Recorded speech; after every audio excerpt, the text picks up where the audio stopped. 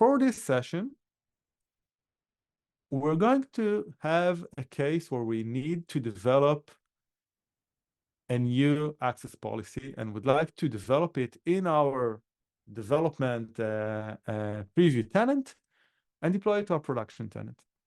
Now, as any other organization, like you need to have control in the way that you do that. So I went ahead, this is Jira, right? And I created a ticket to create a new foobar access policy. It's an urgent new auth rule for the foobar project. We can see that it is tied to Okta, and let's say it was approved.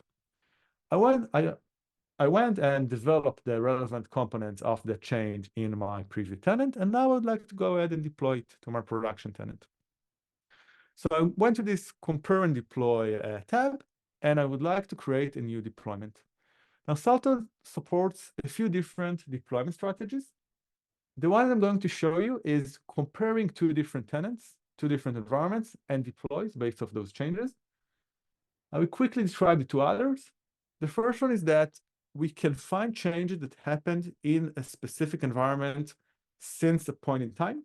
For example, let's say you started a project on Jan 10, and you would like to see all the changes that happen in your preview tenant since Jan 10.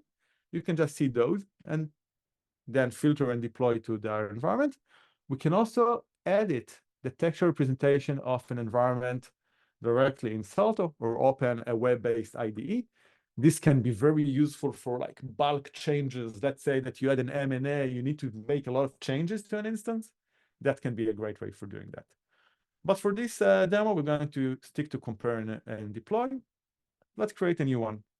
So we're going to deploy from our Okta dev tenant to our Okta prod tenant. The title of our deployment is going to be our foobar deployment. And we're also going to link it to our Jira ticket that we created just before. So I'm going to create a new compare and deploy operation. As soon as I did that, Salto shows me all of the differences between my dev environment and my production environment. So you can very easily understand what are the differences between your preview instance, preview tenant, and your production tenant. By the way, this works between any two tenants. So if you have multiple production tenants, or if you have some kind of a like hub and spoke architecture where you need to deploy changes like that, you can do exactly the same with that.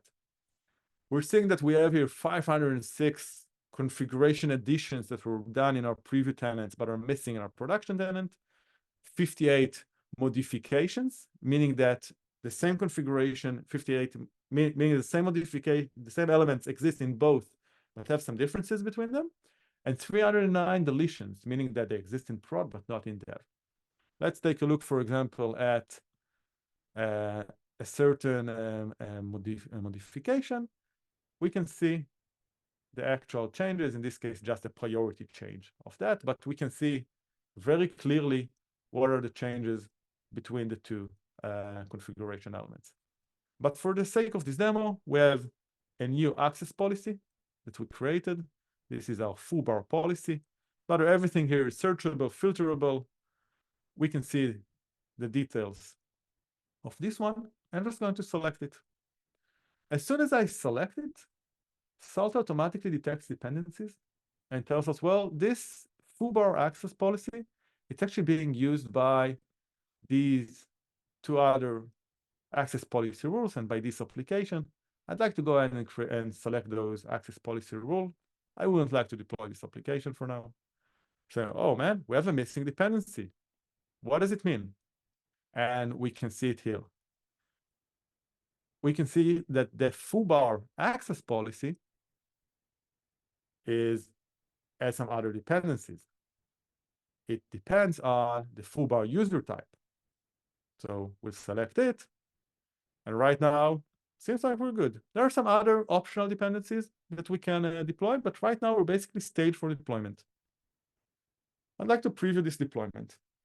Now, there are multiple different flows that we can take from here. I'm going to show you a way to add some more control over the change. So I configured Salto to automatically go ahead and open a pull request in order to approve this change. What are we seeing in the screen? We're seeing, first of all, that these are the 4 configuration elements that are stayed for deployment. All of these are additions. But I cannot deploy right now because we have a pull request which is pending. For those of you who are unfamiliar, pull request is a mechanism to review changes in GitHub. We support all the different Git providers. So I clicked on that link from Salto and got to GitHub. And we can see that, well, that's the change. And we can see the actual content, everything that is part of this change. This is linked back to that deployment in Salto, but we see that a review is required. All right, so let's assign a reviewer. I'm going to assign our trusty Knuckles McKnuckle to review this change request. Knuckles is logged in here on this other browser. Let's just refresh this screen. All right, we can see that there's a review required on this pull request. I'm going into there. We can see that Gil requested my review on this pull request.